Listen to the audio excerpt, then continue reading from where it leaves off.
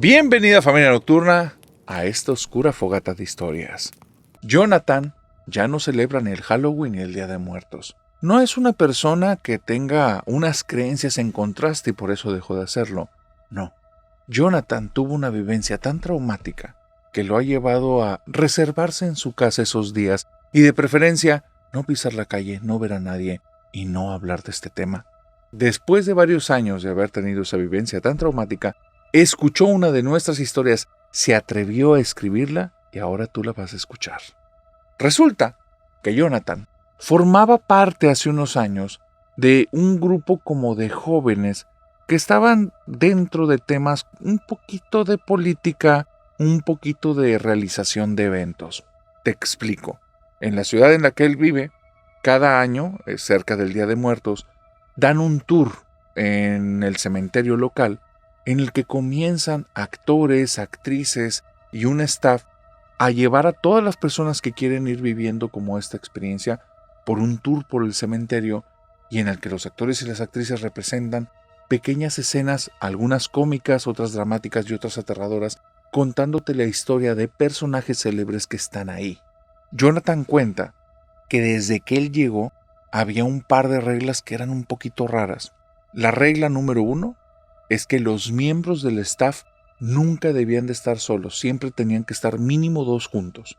Lo siguiente es que las personas del staff tenían prohibidísimo pasar de la mitad del cementerio hacia el fondo. Se le hacían muy raras esas cosas.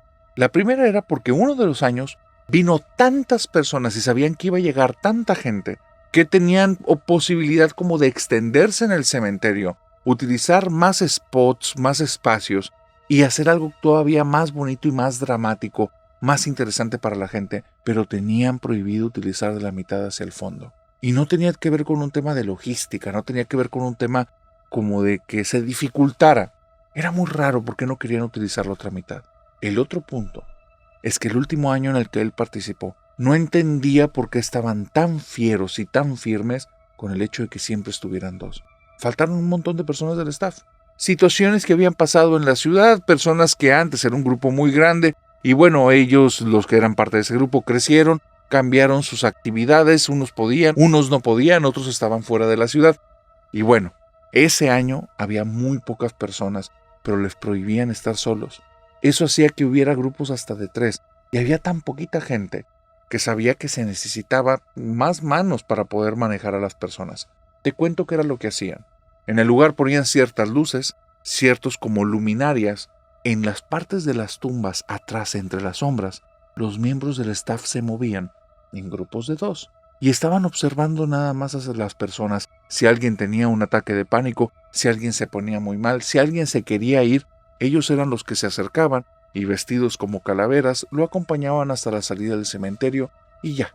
El punto era que nadie que fuera a vivir esas obras se quedara solo en el panteón.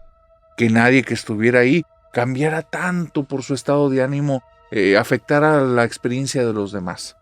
Ese año, el último en el que estuvo Jonathan, que él se consideraba una persona que iba en crecimiento en este grupo y muy pronto le iba a tocar o estar en la parte de actores o estar dirigiendo, él iba muy entusiasmado. Por eso cuestionaba tanto la cuestión de que fueran 2. Ya había habido 2 personas, un niño y una señora mayor, que se habían sentido mal. Y bueno, como eran tan poquitos, de repente veías a 3 personas del staff ahí con esas personas y el resto de muchachos que no eran más de 5, entonces estaban distribuidos en diferentes puntos y vuelvo a decirte, solo eran 2 grupitos, uno de 2 y uno de 3. Y eso hacía que él se volviera loco. Estaba pensando, es que permítenos estar solo, abarcamos más área, damos mejor atención, esto está muy mal pensado. Y se estaba desesperando. De repente, su compañero, con el que él está ahí, y con el que Jonathan le estaba contando todas sus frustraciones, el compañero le dijo, me siento un poco mal del estómago, vamos al baño. Y Jonathan le dice, no, es que ya no habemos nadie, somos tú y yo y el otro grupo, y hay muchas personas, entonces, mejor, ¿sabes qué? Vete entre la gente, vete al baño y yo me quedo aquí. Su compañero no le hace mucha discusión, tiene una urgencia, él se queda viendo el espectáculo, están hablando algo acerca de Doroteo Arango, y están hablando de su historia, y la gente está totalmente metida en eso, cuando Jonathan, buscando allá entre los rostros de las personas, se da cuenta que hay alguien que está caminando hacia él, pero por su espalda. voltea, ve a un miembro del staff que no había visto, un sujeto un poquito alto, vestido también de calavera, todos los rasgos de los del staff, que ya es una tradición que tiene décadas. Lo ve, lo saluda con la cabeza, la persona, el miembro del staff, lo saluda también, y entonces se da media vuelta a ese sujeto y empieza a caminar y le hace un signo con la mano de ven y sígueme. Jonathan va caminando, se va acercando, no puede hablar en voz alta porque va a distraer a las personas, y empieza a acelerar el paso y se le pone al ladito y le dice, ¿a dónde vas? Y le dice, hay unos miembros del staff en el fondo del cementerio, hay que traerlos, ayúdame. Y entonces le dice, ¿pero para qué se fueron para allá si no los tienen prohibido? Y voltea a verlo el muchacho y nada más dice, ayúdame.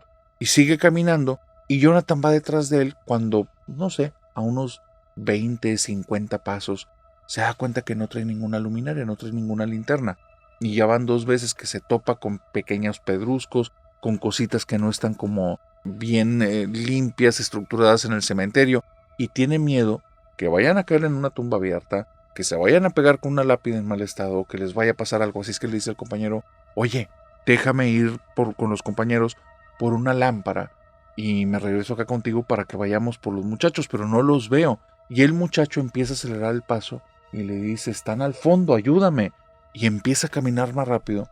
Y Jonathan está un poco desconcertado por la actitud cuando voltea hacia donde debería estar el espectáculo donde se acaba de ir y ya no hay luces.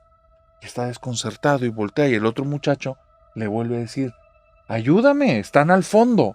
Donde Jonathan voltea, empieza a caminar rápido al lado contrario para llegar rápido por alguna de las linternas. Se le hace muy extraño que ya no esté la gente ahí, no entiende qué está sucediendo y de repente entre toda esta loquera no se da cuenta, pero se topa de frente con otra persona que no vio. Y entonces asustado pega un grito, voltea para abajo y está esta persona tirada, sentada sobre su trasero en el piso, y es también un tipo vestido de esqueleto. Le dice, eres un idiota, te estamos buscando como loco, ¿dónde te metiste? Y Jonathan le dice, pues hace como 2-3 minutos vino un compañero a decirme que hay gente perdida atrás de nosotros y lo vengo a ayudar. Dice, no hay nadie perdido, tú eres el único que no está en el grupo. Y Jonathan, pero el otro muchacho yo no lo había visto, es uno altote. Ya cállate, vente. Hace más de 1 hora y media que terminamos todo el show, estamos como idiotas buscándote, estábamos muy preocupados. Y Jonathan está súper desconcertado. No entiende qué pasa. Dice, bueno, vamos por el otro, voltea, ya no hay nadie. No entiende bien qué está pasando. Lo están dando una santa regañada que eso también medio lo altera. Se siente muy confuso. El compañero lo lleva agarrado de la mano, van caminando hacia la entrada del cementerio y conforme va avanzando, se pone una de las manos en la boca y empieza a gritar, aquí está Jonathan, déjenlo de buscar, ya lo encontré. Y cuando llega a la parte de la entrada, están ahí todos los compañeros, unas chicas llorando, otras muy alteradas, otros lo ven con una cara de enojo, de molestia, de reprobación. Y este compañero lo lleva como con el líder del grupo, el que va al frente de toda la organización. Y entonces, el tipo que está al frente, nada más se le queda viendo, le pone una mano al hombro y le dice, vente. Jonathan va caminando, va desconcertado, está un poco como desconectado, y entonces le dice el sujeto, ¿qué pasó? Cuéntame, dime todo. Y Jonathan le dice, no entiendo qué está pasando.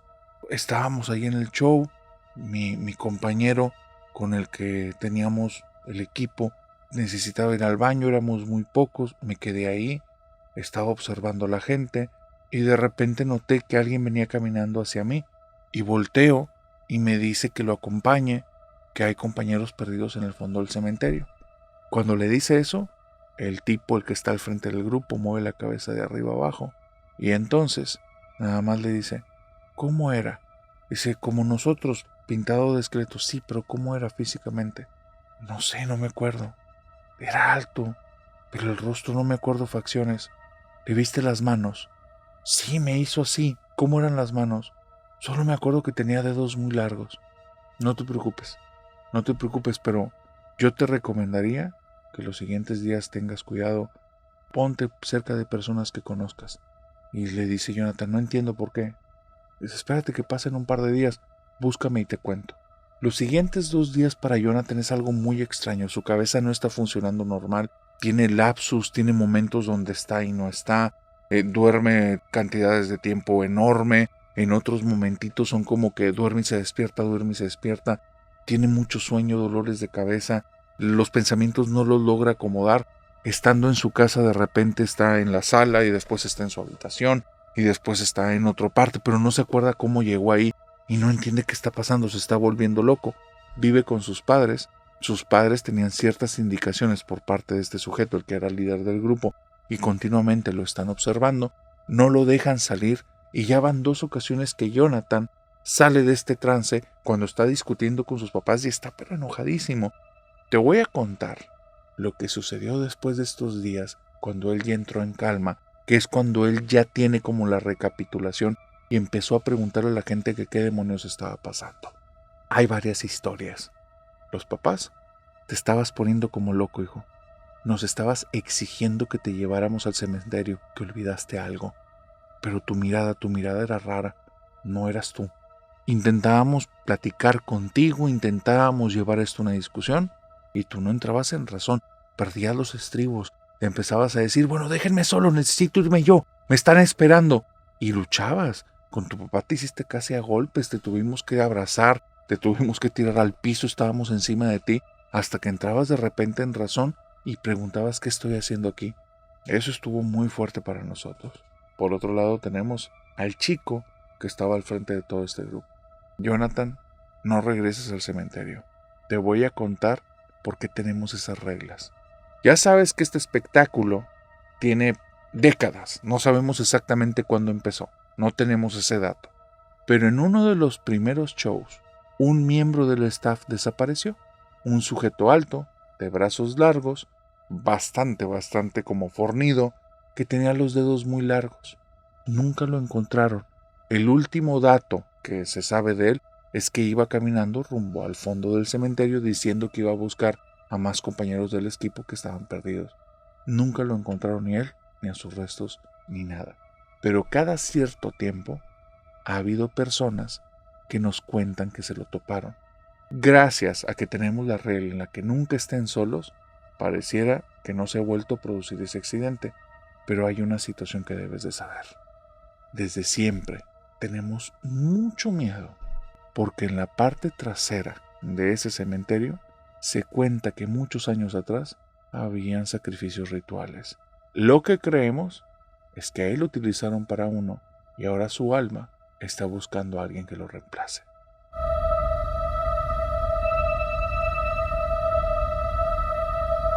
Y con esta historia, querida familia nocturna, hemos llegado al inicio de este doble especial de Halloween y de Día de Muertos. Porque sí, hoy veremos la primera parte, pero el próximo lunes tendrás la continuación de este doble especial. Por cierto, antes de continuar con la siguiente historia, recuerden que en YouTube vamos por 1 millón, así es que por favor, familia nocturna, y todos aquellos que son nuevos y les gustó la primera historia, suscríbanse y denle a la campanita. Y si estás en Spotify o alguna otra de las redes, suscríbete, síguenos y danos las 5 estrellas, porque vamos por este 2026. Y una vez dicho esto, prepárate, porque estamos a punto de continuar con esta oscura fogata de historias especial doble, Día de Muertos y Halloween.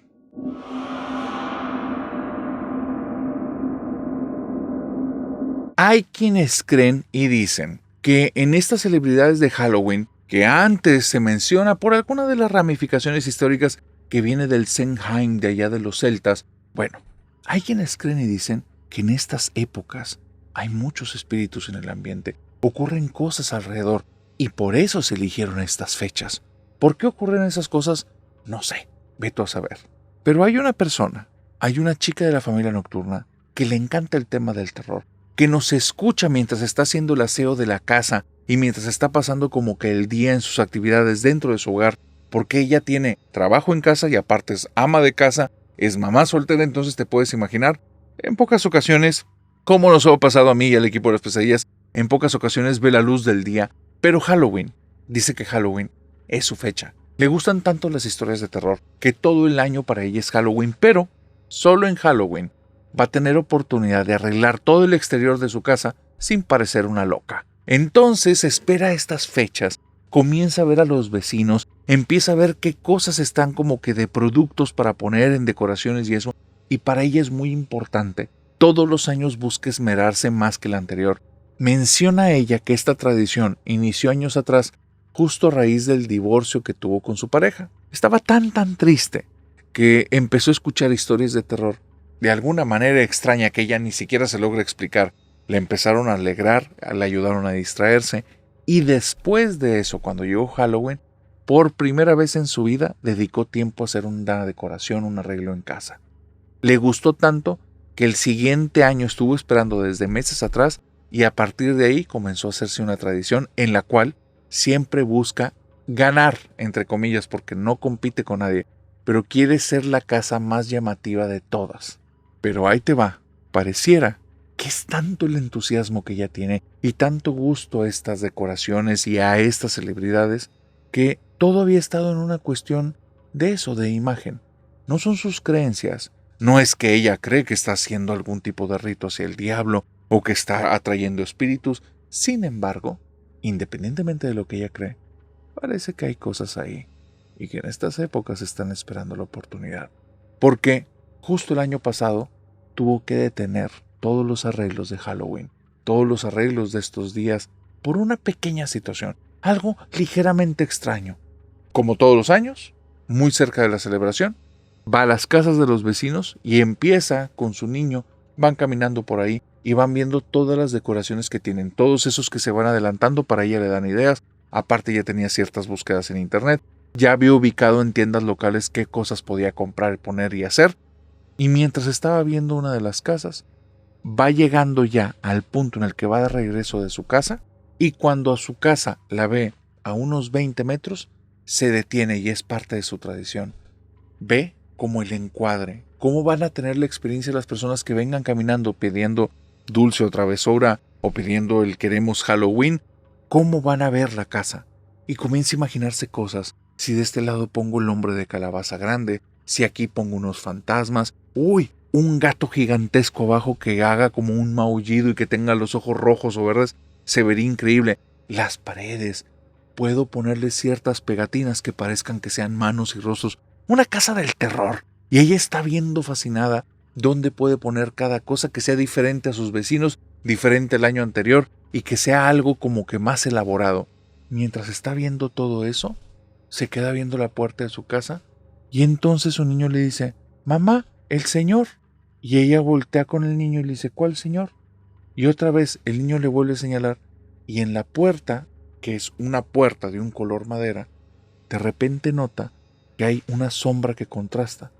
Es como una sombra de estas que pegas, que se ven como planas pues, y es un hombre que le está viendo de frente a ella, tiene las manos hacia abajo, pegadas a la puerta, y también los pies llegan al piso y están así pegaditos. Se le hace muy raro y piensa, tal vez algún vecino vio que la casa estaba con muy poca decoración y en un acto de muy buena onda vino y me lo pegó hizo su aporte a mi casa porque ya saben que es mi tradición. Y me quedé pensando, está bien padre, se ve muy real esa sombra. Cuando entonces las manos se despegan, el hombre da un paso para adelante y después da 2 pasos para atrás y se mete dentro de la puerta. Y mi niño me dice: «Mamá, mamá, tráetelo para Halloween, ese hombre sí me da miedo». Agarré a mi niño, lo cargué y me fui caminando muy lejos de la casa, me lo llevé a un café y toda esa tarde estuve pensando cómo le voy a hacer para entrar a la casa y que no esté muerta de miedo. Y este año no puse ninguna decoración. Le estoy pensando porque te digo algo, narrador. Algo sabía que me gustaba la festividad y parece que me estaba esperando ahí.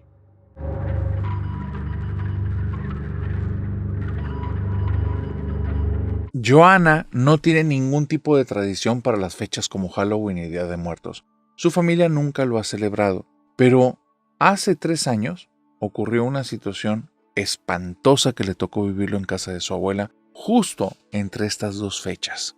Su abuela, que no es una persona como muy tradicional, pero con ningún tipo de tradición, es más bien una persona que vive el día a día, no es una persona tan apegada como a cuestiones sentimentales, no es tan apegada a la familia, no es una persona que tenga muchas amistades y no es de estas personas como que estén tan llenas de emociones. Es más bien una persona un poquito gris, muy seria y a su manera quiere a las personas y lo demuestra. Pero digamos que tienes que entender su idioma. La abuela no tiene tradiciones, nunca celebró la Navidad, nunca celebró nada, ningún tipo de día de nada, pero le detectaron una enfermedad terminal Desde entonces la abuela ha buscado como conectar con sus seres queridos y decidió que de una forma media extraña y macabra, una buena forma de hacerlo era celebrar el Día de Muertos en su casa y les dijo que por favor fueran porque preparó cosas. Cuando ella va a la casa de la abuela, se topa con una parafernalia muy extraña, una combinación, una amalgama de cosas bien raras. La abuela tiene un tipo como de cazuela, de tazón, que parece una olla grande de color negro y está llena de pozole. Pero es estas ollas que parecen como de bruja de caricatura.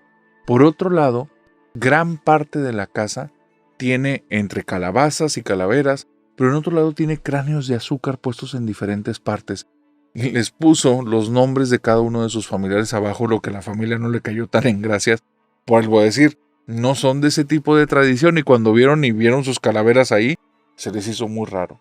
En el patio levantó un altar de muertos cerca de unos juegos que tiene para niños, un columpio, un sub y baja que tenían muchos años sin usarse. Y en ese patio, en ese altar de muertos, puso la fotografía de cada uno de sus nietos que están todavía vivos y los puso ahí. Para ella se le hacía un gesto bonito para que supieran que si a ella le tocaba trascender, aún después de la muerte, los iba a seguir queriendo. Nadie lo entendió así. Toda la familia estaba asustadísimo en la casa de la abuela, se sentían muy incómodos. La abuela no conocía la tradición, solo vio algunas cosas y como que lo que se le ocurrió hizo.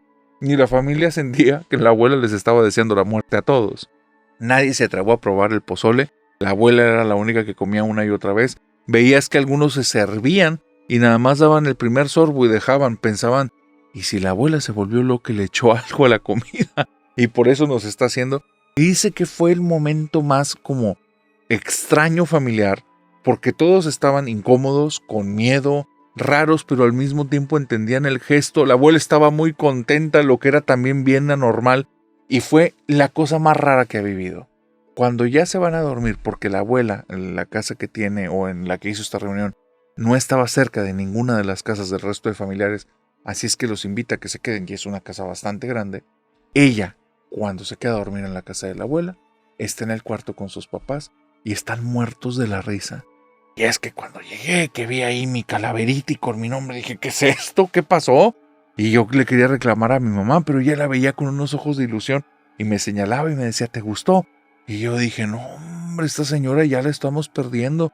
Y después el papá le preguntó, tú, Johanna, cuando fuiste al patio y viste tu fotografía ahí en la tumba esa que hizo tu abuela. Bueno, en el altar, lo corrigió mamá, en el altar, ¿cómo te sentiste?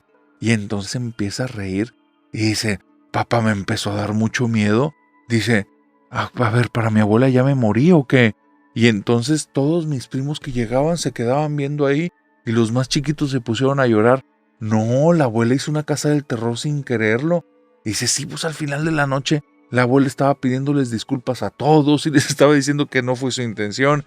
Y al final ya entendimos todo eso, pero bueno, dice, narrador, estábamos ahí en el cuarto con mis papás, todos muertos de la risa, mis tíos cada uno en cuartos distintos, es una casona grande, y de repente entre tanta risa me dan unas ganas tremendas de ir al baño a hacer del uno.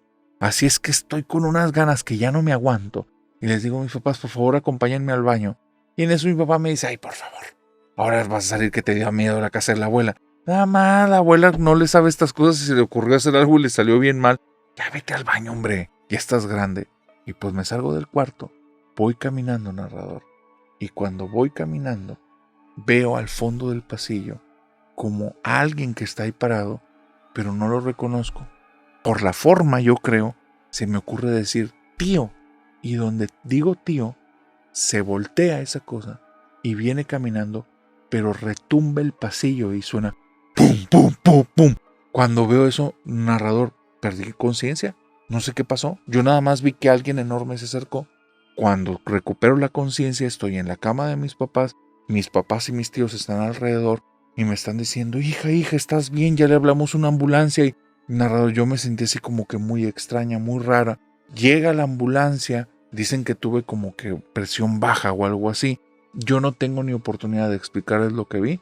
Y cuando me están atendiendo en ese pasillo.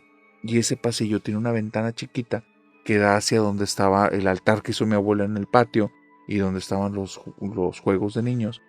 y estoy ahí, pero estoy como desconcertada, como si realmente me hubiera desmayado, ni se me hace que estaba alucinando y que eso fue un sueño. O sea, algo me pasó. Y cuando volteo a los juegos, narrador, veo que un columpio que estaba fijo se empieza a mover un poquito más rápido, haciendo un rechinido, y entonces me fijo bien qué está pasando, porque me quedo como desconcertada y me estaban preguntando algo los paramédicos que no entiendo, y entonces como agudizo un poco mi visión y veo que se asoma al lado del columpio una sombra que está como agachada y con una mano negra lo está moviendo. Y le digo a los paramédicos, ¿estoy mal o el columpio se está moviendo? Y cuando voltean, narrador, y ven que el columpio se está moviendo, voltean a verme y dicen, sí se está moviendo, ¿por qué? Y dice, porque no hay nadie. Y ellos nada más me dicen, bueno, vamos a checarte en otro lado. Y me llevaron a otro punto de la casa para seguir haciendo revisiones. Pero la cara de miedo que les vi, narrador, hizo que me diera cuenta de algo. Esa sombra negra que vi en el pasillo y que vi en el patio, no me la imaginé, nada más ellos no la podían ver.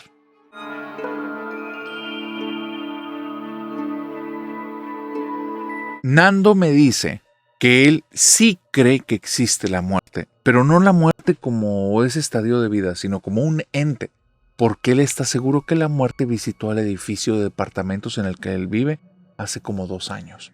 Justo estaban cerca de la época del Día de Muertos, y Nando sí tiene como un tipo de tradición familiar ir al cementerio y lleva algunos detallitos para todos los familiares que tienen ahí, por tradición y coincidencia. La familia paterna y la familia materna, todos están enterrados en ese cementerio. Y Nando año con año lleva un par de detallitos, a veces una fotografía, a veces una calaverita, en ocasiones una carta, flores, y va y las deja ahí, en las tumbas de los familiares. Él es una persona de un corazón muy bueno. Nando va y deja esto, e inclusive a familiares que él no le tocó ni conocer, familiares con los que cuando estaban en vida ni siquiera tuvo mucha relación, pero siguen siendo familia y para él es importante. Él siente que de alguna manera es como llegar con una persona que está triste o está sola, darle un apapacho y prestarle tantito de tu tiempo. Dentro de su tradición, va a él sentarse cerca de la tumba y estando ahí sentado, en silencio absoluto, sin pensar nada, solo está ahí. Piensa él, dice, me imagino, como si esa alma, esa persona, ese espíritu, me empieza a platicar sus inconvenientes, sus pendientes, sus pesares. Yo al final de unos 10, 15 minutitos que paso por tumba, yo nada más digo, muchas gracias por haberme contado eso y descansa, el próximo año vengo a visitarte. Me pongo en pie y voy a la siguiente tumba. Estaba preparando algunas cosas, narrador, este año quería hacer algo diferente. Había escrito un par de cosas que las quería contar. Ahora yo quería contarles a ellos cosas que tal vez no están enterados, cosas que habían pasado en la familia. Dije al final, es un gesto, ¿no? Y yo lo quería hacer. Entonces, estaba preparando estas cosas cuando nos llega un reporte del edificio de departamentos, que estaba pasando algo muy extraño afuera que de preferencia no saliéramos. Yo no entendía qué era lo que estaba ocurriendo. Cuelgo el teléfono, tenemos un teléfono que da a la caseta de vigilancia y por ahí nos estuvieron marcando a todos los inquilinos. Cuelgo el teléfono, yo sigo en lo mío y después me empiezo a preocupar. Oye, no será un tema como de asaltos, de inseguridades. Y en eso ya me entra un poquito el nervio, regreso la llamada a la caseta y les pregunto qué era lo que estaba ocurriendo. Y me dicen, señor, es que es algo muy extraño, por eso, pero estamos aquí como en algún tipo de riesgo. No creemos eso, pero ya hablamos a las autoridades, por favor no salgan. No, bueno, entendí que entonces sí podía ser un tema de seguridad. Lejos de sentirme más tranquilo, me siento más nervioso. Decido que me voy a ir a la terraza, mínimo desde la terraza voy a ver para abajo. Muchos, cuando yo les cuento esta anécdota, terminan diciéndome que soy un tonto, que cómo se me ocurre salir a la terraza, que si fuera una situación relacionada con balas, me pudo haber dado alguna. Entonces, no lo pensé en ese momento. Yo lo único que quería era ir a la terraza, sacar un cigarro para los nervios y simplemente observar, ver si veía algo para enterarme. Salgo de mi habitación, me voy a la terraza. No hay nadie, ningún vecino. Allí los fumadores nos hemos topado en algunas ocasiones. No hay nadie. Saco uno de mis cigarrillos, lo enciendo.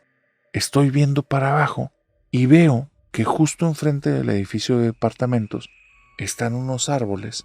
Y normalmente por ahí pasa mucha gente, pero ahorita no está pasando nadie.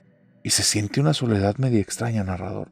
Noto como hay alguien todo vestido de negro, dice, pero como si fuera Halloween, con una capucha, le veo una guadaña y está ahí.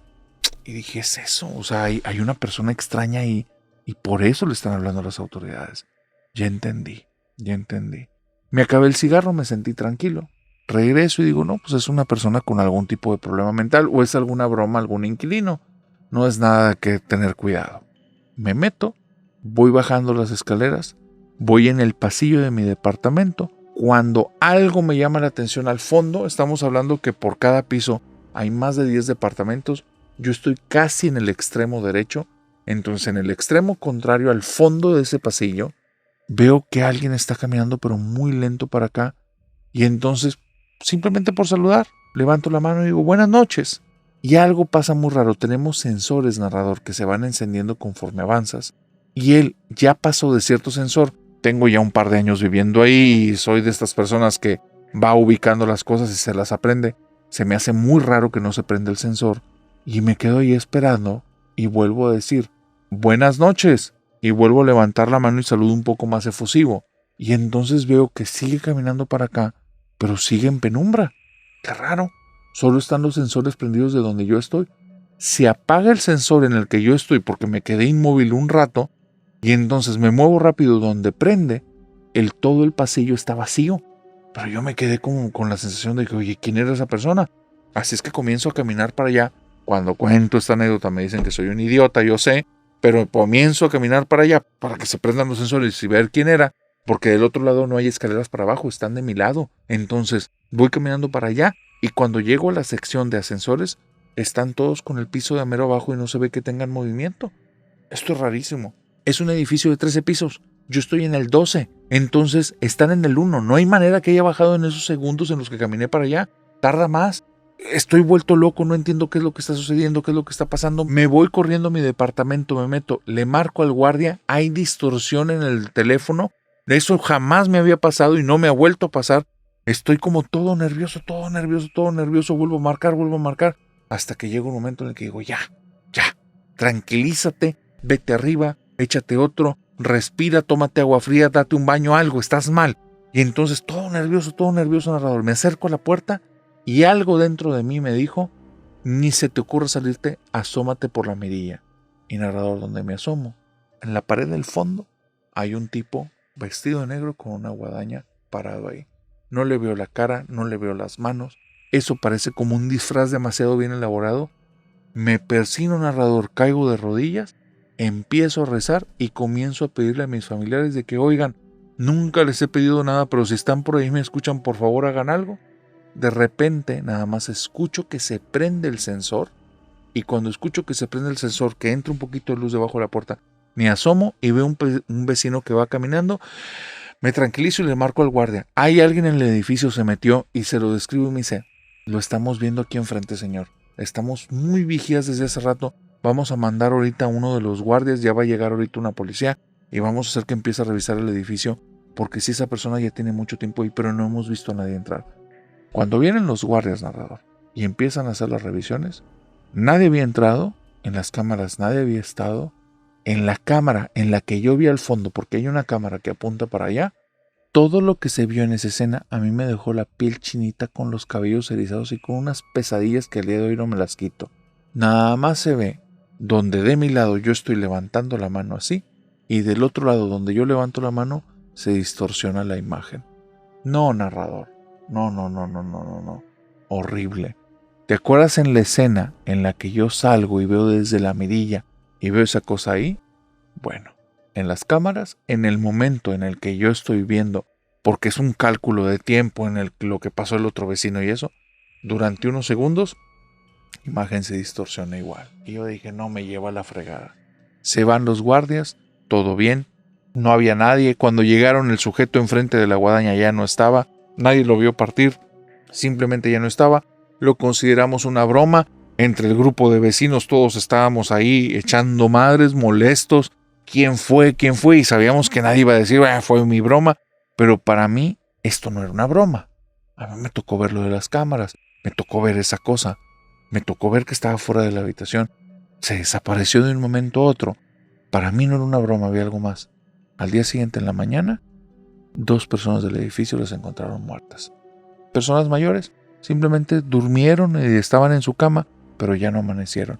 Para mí, que la muerte, esa que estaba dentro del edificio y esa que estaba afuera, venían por ellas y yo me salvé de que me llevara.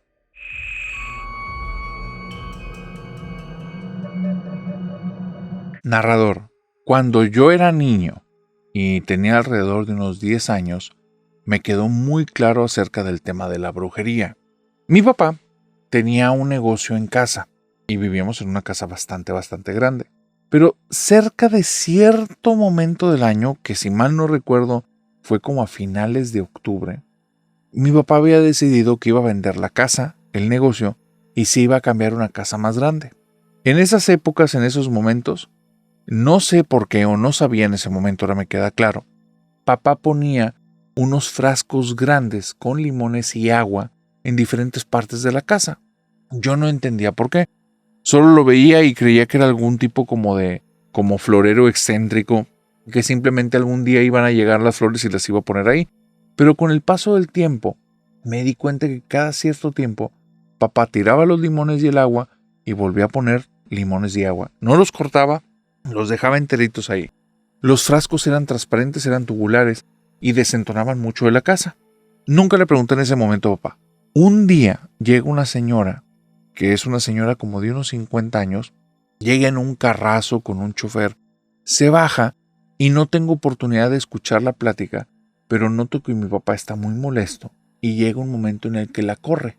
Y yo vi esto, narrador, porque había como un tipo de vitral que desde dentro de la casa podíamos ver a través de él y era una forma como de seguridad en la cual mi papá nos instruyó desde niños. Si algo raro pasa o ven que pasa ahí, váyanse al piso de arriba, enciérrense en su cuarto y márquenle a la policía. Cuando veo lo que está pasando, narrador, yo no entiendo lo que ocurre, pero sé que no es bueno. La mujer, después de que la corre mi papá, se le queda viendo y le sonríe, camina hacia la puerta, se voltea hacia él y empieza a escupir adentro del local. Y después de eso, cuando mi papá se acerca, la mujer está como que viendo algo en el piso y de repente brinca, y es una persona que no era jovencita, pero brinca y cae con los 2 pies en algo, y veo que mi papá se retuerce y dije, ¿qué vieja tan canija le brincó en el pie? Yo me voy por el pasillo de al lado para entrar al comercio de mi papá, entonces camino por el pasillo, me meto y veo que mi papá se está agarrando esta parte del estómago, y no entiendo qué pasa, y me dice, hijo, ven, ayúdame por favor. Y me pide por favor, en lugar de que le marque a un hospital o que llame a una ambulancia o algo así, que por favor le traiga agua bendita y que empiece a cambiar los limones. Me meto en la casa, voy por agua bendita, estoy muy asustado porque mi papá nunca lo había visto tan pálido, mi papá es moreno, se veía pálido, y entonces le doy el agua bendita y me dice, por favor cambia todos los limones. Narrador, ahí, la primera vez que entré y vi a mi papá con esto que te digo del dolor como del estómago, volteé a ver esa cosa, estaba seguro que estaba normal, pero ahora que iba a cambiarlo, estaba todo lleno de lama y sin agua. Se me hizo muy raro, fui, limpié el frasco ese, cambié los limones, estos los tiré a la basura, los cambio por otros nuevos, los pongo en su lugar, voy por el segundo y lo mismo. Los limones en este inclusive estaban medios podridos. Yo estaba seguro, narrador, que en ese segundo frasco que está en la sala por donde yo estaba viendo por la vitrina, yo estaba seguro que estaba ahí y estaba bien, pero estaban medios podridos, lamosos, sin agua. ¿Qué estaba pasando? Voy, los tiro, los cambio, los pongo. Voy por el tercero que está en el área de la cocina, los limones están negros, duros, no hay agua, todo lleno de lama. Esas cosas no estaban así, yo estaba seguro. Somos muy limpios en la casa, tomamos mucha atención de ese tipo de detalles. No podía estar así, y menos en la cocina.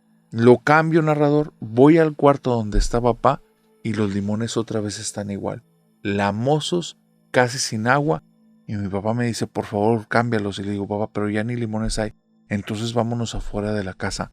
Salimos, somos los únicos 2 que estamos ahí, cierra la casa, le pide a una vecina que le preste el teléfono, le marca a mi mamá, le dice que por favor no se acerque a la casa, y narrador, como si fuera una plaga, la casa la cerraron. Yo te voy a decir lo que me tocó vivir. Cuando fuimos a la casa en 2 o 3 ocasiones que mi papá no entraba nada más se quedaba afuera, a mí me tocó ver cómo la pintura de fuera, que era pintura casi nueva y pintura de buena calidad, se empezaba a descarapelar como si tuviera 10 o 15 años sin que a nadie le diera ningún tipo de mantenimiento. Adentro, en las paredes, se veía como hollín, se veía como si hubiera tizne de carbón, todo manchado así de negro. Se veía horrible. Los cristales de las puertas para ver para adentro de la casa narrador se empezaron a poner como todos como telarañosos, como sucios, de una forma muy, muy, muy extraña. Y mi papá me decía, no se te ocurre entrar a esa casa hasta que vuelva a estar la normalidad. Muchos años después me enteré que la casa tardaron meses en lograr hacer algo. Papá perdió el negocio, tenía un buen dinero ahorrado, por lo cual no nos llevó a la bancarrota, tuvo que volver a reinventarse. Toda la discusión, por lo que entendí, fue que esa mujer le interesaba quedarse con la casa. Y mi papá le había dado un precio y ella le dijo, yo estoy dispuesta a pagarte solo la mitad y me la vas a vender así o no vas a tener nada para vender. Como mi papá no le aceptó eso, fue cuando la mujer hizo esas cosas y yo le pregunté en algún momento de mi vida a mi papá, ¿pero qué fue lo que hizo? Y me dijo, brujería, hijo. Fue lo que hizo. Esa mujer era una bruja y nos afectó.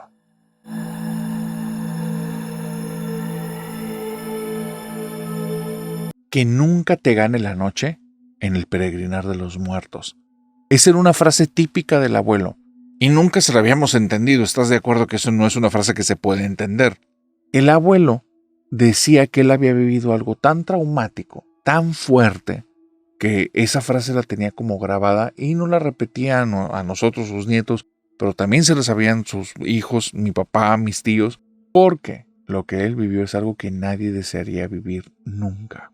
Cuenta que cuando él tenía alrededor de unos 16, 20 años, en un pueblito en el que vivía en ese tiempo, en las afueras, había una casa medianita, como de unos 15 metros por 15 metros, un cuadrado así completo, y que en esa casa separaban gran parte de la casa para que en las festividades como de Día de Muertos vendían todas estas como luces de bengala, cohetes y todas esas cosas que están hechas de pólvora. Ese lugar era un almacén de fuegos artificiales, de cohetes y de todo este tipo de cosas. Por esa zona pasaban peregrinaciones todos los años. Y resulta que en esos años, cuando él tenía entre 16 y 20, ocurrió una catástrofe tremenda. Él amaba lo de los cohetes y siempre le gustaba comprar una buena cantidad. Separaba sus pesitos para regresar cargado a la casa y después en las peregrinaciones ahí iba caminando y escuchaba a la persona que iba aventando cohetes al cielo, pero él también tenía los suyos. Algunos que aventaban luces de colores, otros que simplemente salían disparados y otros que explotaban. Y en las peregrinaciones era normal que estuvieran los niños sin muchas precauciones haciéndose bromas que en algunas ocasiones terminaron en accidentes. Pero ese año ocurrió una tragedia. Ese año ni siquiera logró comprar los cohetes. Él estaba terminando como de pensar qué tipo de cohetes iba a haber porque ya había novedades en el mercado y que él iba a comprar mínimo alguno nuevo cuando llegó la noticia al pueblo que ese lugar había explotado. Justo el día anterior por la tarde se habían juntado personas de otro pueblito que estaban a punto de hacer su peregrinación. Era una cantidad muy grande de personas y uno de los niños encendió uno de los cohetes, es la versión que se contaba. El cohete es de estos que salen volando y revientan.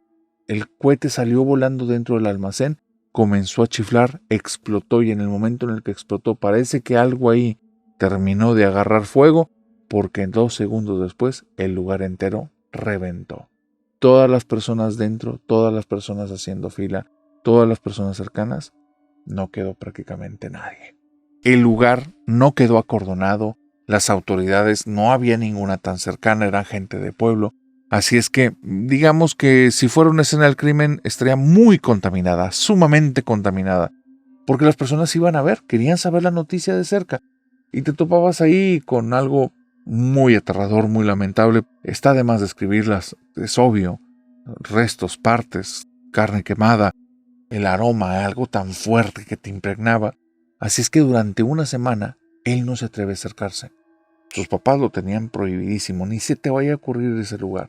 Pero ya después de una semanita, como en todo lugar, sigue estando en boca de todos, pero ya las cosas fuertes ya pasaron. El lugar ya se limpió como se tenía que limpiar y ahí ya no debería de haber rastro de nada. Entonces él va para allá. Justo de ese punto inician las peregrinaciones de donde fue esa explosión. Así es que sabe perfectamente dónde es. Va caminando para allá y cuando llega se queda impactado. Ya va más de una semana y hay un olor a pólvora aquí todavía. Todavía huele algo chamuscado y feo. Huele mucho a cabello. Es un olor que se le va a quedar al abuelo toda la vida. Cuando alguien prende una vela y el abuelo instantáneamente lo aleja y le dice, aléjalo, te puede encender el cabello. Todo eso es a raíz del aroma que se le quedó como impregnado y grabado. Decía que el aroma ahí era algo tan fuerte, tan asqueroso, que te revolvía las tripas. En el piso ya no había restos, ya no había carne quemada, pero había muchos vestigios de los cohetes. Quedaban todavía como cohetes quemados, un papelito por ahí, un palito por allá, cositas de ese tipo. Y él, como por inercia, comenzó a recoger todas estas cosas y de repente, sin darse cuenta, estaba en el camino de la peregrinación. Solo que él iba agachándose, iba recogiendo cosas. La explosión fue tan grande que hubo cosas que salieron volando y había árboles manchados, había árboles quemados. Y estamos hablando que esos árboles ya están a unos 20, 30 metros de ahí. Él sigue avanzando sin darse cuenta y de repente está sintiendo dos cosas, frío y sueño. Y sigue caminando y empieza a bostezar. Y es entonces cuando nota algo raro. Está caminando a un ritmo. ¿Quién sabe cuánto tiempo tiene haciendo eso? Ya no se ha estado agachando para recoger los cohetes o los vestigios, lo que quedó de ellos. No, sus manos están vacías. ¿Dónde dejó esas cosas? El pensamiento es pesado. No trae fuerza ni siquiera para levantar la cabeza. Siente que los hombros le pesan. Está algo sucediendo muy extraño ahí. Y de repente algo sucede que comienza a notar que alrededor de él hay pasos. Pero son unos pasos que van al mismo ritmo de él. Pie derecho, descanso, pie izquierdo, descanso, pie derecho, descanso, pie izquierdo, descanso. Y después nota que no son un par de personas, son muchos, porque ya suena pa, pa, pa, pa. Eso suena como una marcha, como personas casi marchando. Y eso lo despierta de alguna manera, aunque por otra parte lo atonta. El sonido tan repetitivo lo atonta, pero también lo despierta el golpeteo. Y es entonces cuando voltea y se da cuenta que está rodeado de un montón de sombras. Sombras de hombres, de mujeres, de niños, de niñas, de mujeres que llevan bebés en brazos. Y son puras sombras que van caminando esa marcha. Y van al mismo ritmo, caminando todos a la vez. Y él parece estar en medio de ellos. Comienza a sentir que las fuerzas le empiezan a fallar. No siente miedo, no lo nota, su cabeza está adormiladísima. Siente un frío tremendo y unas ganas enormes de acostarse y quedarse a dormir ahí. Y es entonces cuando en su cabeza escucha una voz que nunca antes había escuchado, pero que le trae calma, paz y le despeja la cabeza. La voz fuerte, entronadora y como un mandato le dice que no te agarre la noche en la peregrinación de los muertos. Y el abuelo, cuando escucha eso, se pone erguido, voltea a todas partes, ve que las sombras siguen, ni siquiera están percatándose que él está ahí, y él comienza a correr como si fueran cuerpos de verdad, se mueve entre uno y otro, y cuando sale de ese grupo, las sombras se desvanecen. Y ahí, ya son cerca de las 6:30 de la tarde, está a punto de anochecer. Cuando él había llegado, eran las 2 de la tarde. ¿En dónde pasaron esas 4 horas? ¿Quién sabe? El punto en el que él ya toma la conciencia es cerca de 3 kilómetros de donde estaba la casa en la que ocurrió la explosión. Nunca se volvió a acercar a esa zona, nunca volvió a ir a una peregrinación, pero durante mucho tiempo volvió a escuchar la historia una y otra vez. Personas desaparecidas que iban a ver el lugar y ya no regresaban, y personas que durante la peregrinación veían sombras que caminaban junto a ellos. Él había formado parte por unos segundos del peregrinar de los muertos.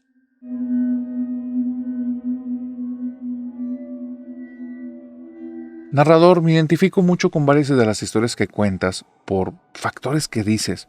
Yo sí siento que las cosas que te pasan en la infancia te marcan para siempre. Cuando era pequeña, yo estaba como muy apegada a mi mamá y no me daba cuenta en el peligro que estaba. Mi mamá a su vez tenía un apego muy fuerte con la que fue mi abuela Y esa persona a mí me daba como muy mala espina. No es que me tratara mal, no es que hiciera algo feo, pero es de esas personas que simplemente su presencia y su forma de ser dan miedo. Mi mamá era como sumisa. Lo que dijera mi abuela se hacía, lo que mi abuela ordenara se tenía que hacer casi al instante. No importaba si ella quería o no quería, se tenía que hacer y ya. No vivíamos en la casa de esta señora, vivíamos en un departamento. Mi papá no soportaba la actitud de mi mamá y finalmente nos dejó. Él nos daba algo de la pensión alimenticia y yo estaba mudándome de una casa a otra y solo veía cómo en esos años mi mamá iba cambiando cada vez más a ser como, no sé cómo decirlo, como una esclava de mi abuela. Mi abuela, nadie sabía exactamente en qué trabajaba, pero a mí me quedaba claro que no era algo bueno. Tenía una casa muy muy grande, la gente le hablaba con ella con mucho respeto, con mucho miedo, y te digo, desde muy pequeña yo nunca sentí una afinidad. A mi mamá por otro lado la quería mucho, pero pasó algo justo en un Halloween cuando yo tenía 15 años que marcó el antes y después de mi vida. Mi abuela, de forma muy extraña, le gustaba celebrar los Halloweens haciendo como un tipo de banquete, una fiesta. Ella se vestía muy elegante, pero con vestidos muy estrafalarios. Mi mamá se iba de una manera como normal y siempre mi abuela la regañaba diciéndole que esos son días muy grandes, que son días de grandes celebraciones, que pocos momentos nos escuchan tanto como esos días. Y a mí me hacía vestirme mi abuela siempre con vestidos negros y como muy ampones, como si fuera su muñeca. Como los vestidos eran bonitos no le veía problema, pero sí era muy extraño. La mesa que tenía era en una habitación que nunca jamás estaba como de acceso a las personas, más que ese día de Halloween. Y era una mesa larga, con sillas como muy ornamentadas. Había una alfombra que siempre se veía de color rojo, a veces más oscuro, a veces más claro. Y una de las paredes la tenía toda llena de cuadros, pero de cuadros que se veían feos, narrador. Como hombres que tenían la mitad del cuerpo de ser humano y después la cabeza de un toro, o que tenían el cuerpo de animales y la cabeza de una persona, cosas que eran más bien de pesadillas. Era un cuarto desagradable, era un cuarto con una vibra horrible. Y ahí servía diferentes comidas, pero hacía oraciones que yo sabía que estaban extrañas. Vuelvo a decir, es algo en lo que yo nací, en lo que yo crecí, y no tenía por qué entender que esto era algo extraño, pero algo me sabía raro. Como no lo vivía en el día a día, sino en este tipo de ocasiones, algo ahí desentonaba. Mi abuela hacía oraciones diciendo, nos ofrecemos todo a ti, Señor, pero siempre agregaba de la noche, de las tinieblas, de la oscuridad, Señor que está en lo oculto. Y decía de ese tipo de cosas que cuando yo alguna vez fui a la casa de una amiga, decían Señor, pero Señor de lo bueno, Señor del amor, Señor del cielo, Señor que nos conoces en nuestro corazón. Y eran cosas que me sonaban como si unas fueran de día y las de mi abuela fueran de noche. Bueno, en esa celebración de ese Halloween cuando yo tuve 15 años, hubo un momento en el que me paro de la mesa y me voy. Quería ir al baño, no me acuerdo qué excusa fue. Pero comienzo a escuchar por uno de los pasillos del primer piso que a un niño o una niña que está como sollozando. Se me hace muy extraño, es un sollozo como muy, muy tenue. Voy caminando por el pasillo y es muy raro porque yo no sé si porque estaba ahí sin permiso o porque realmente estaba pasando, pero sentía que el pasillo casi como si respirara solo. Se hacía grande y pequeño a la vez, me daba claustrofobia y después se volvía a ser grande. Y era algo muy raro, yo no sé si eran mis nervios que hacía que de repente viera las puertas más grandes de lo que eran, las paredes más lejos de lo que estaban y de repente demasiado cerquita, y era algo muy extraño. Iba caminando por medio del pasillo escuchando el sollozo y cuando llego a una habitación que nunca antes había visto, porque a mí no me gustaba estar explorando esa casa, solo en esa ocasión tenía como esa necesidad, esa inquietud de moverme por ahí, pero había una puerta que era como de arco, en la que estaban dos puertas de madera labradas muy bonitas, pero al mismo tiempo daban una sensación rara, semiabiertas. Me asomo por ahí y escucho el llanto de otra persona más, son como si fueran 2 o 3 niños, y cuando veo al fondo de esa habitación solo se ve como un tipo de armario ropero de 2 puertas así grandotas y tiene unos cajoncitos abajo. Yo lo veo, se me hace muy raro. Te vuelvo a decir, ya ahorita no sé qué tamaño tendría, pero en ese tiempo yo estaba muy chaparrita y veía como muy grande eso. Abro la puerta, voy caminando para allá y conforme voy caminando siento algo raro, como si estuviera cerca de algo eléctrico, porque todos los vellitos de ambos brazos se me empiezan a levantar todos. A mí se me hace algo como muy llamativo. Comienzo a hablar bajito y decir, ¿dónde están? ¿Dónde están? ¿Por qué están llorando? ¿Están bien? No quiero que mi abuela me escuche. Sigo caminando para allá y de repente, narrador, llego a ese ropero que tiene las puertas abiertas y cuando meto la mano, porque parece como si estuvieras dando hacia un vacío, se ve negro el fondo pero no se ve que da nada, no se ve ningún tipo como de pared al final, se ve muy raro, me atrae, voy acercando la mano y cuando la meto ahí, siento que toda la piel y todos los huesos se me empiezan a poner fríos, pero fríos como si me chuparan el calor. Se me pone dura la mano, pero dura al punto que no la puedo mover. Me empieza a dar un ataque de pánico y entonces veo, al fondo de repente, como iluminado por unas velas, narrador, hay los rostros de unos niños que todos tienen miedo y están llorando. Unos me están viendo a mí, otros están viendo entre ellos, y de repente uno dice, ¡ahí viene la bruja! Y se apaga la luz y donde volteo, tengo a mi abuela sobre mi hombro. Tengo un miedo que no te puedo explicar. Está muy enojada, me agarra de los hombros y entonces yo me quedo muy agitada, estoy un poquito confundida, no sé exactamente qué es lo que tengo que hacer y de repente mi abuela agarra uno de los cajones y lo abre y está todo lleno de ropa de niños y me dice, ándate de aquí que si no sigues tú. Salgo de esa habitación, narrador, y desde ese día sabía que no quería volver a ver a esa vieja bruja en mi vida. Nunca me enteré exactamente qué hacía, no lo quería saber. Lo que sí es que me marcó tanto, porque desde ese día yo sabía que hay personas que aunque sean muy cercanas a ti, no puedes confiar. Tienes que aprender a abrir los ojos y ver más allá de la mamá, el papá, el abuelo y la abuela. Lo único que me llegué a enterar, narrador, y eran leyendas, secretos a voces, y eran cosas que ni quería escuchar, es que tenía la fama de ser una de las brujas más poderosas y justo que su poder lo obtenía de eso que tenía oculto dentro del ropero.